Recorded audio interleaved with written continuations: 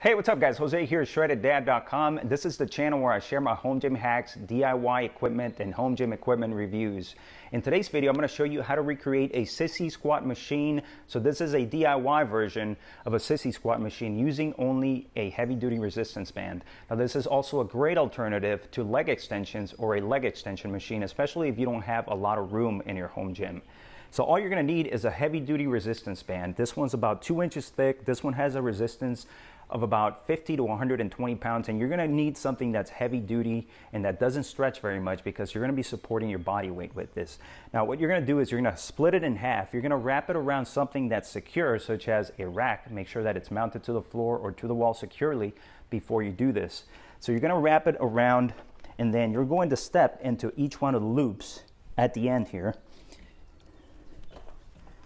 And you want to make sure that the band is right at the top of your calf without restricting your leg from bending.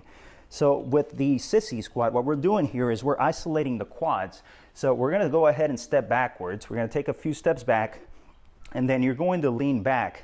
And the whole point of the exercise is to maintain the spine as straight as possible as you squat down, because that's going to make sure that the quads are doing all the work. Now if you start going down on the squat and then you bend forward, then on the way up, you're going to be including the low back area, and you don't want to do that. We're isolating the quads here.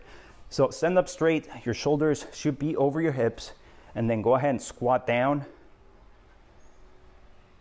And then come straight back up, squeeze the quads, and then you don't want to lean all the way forward because you're going to lose the tension on the quads.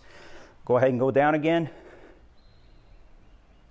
And then come back up, squeeze the quads.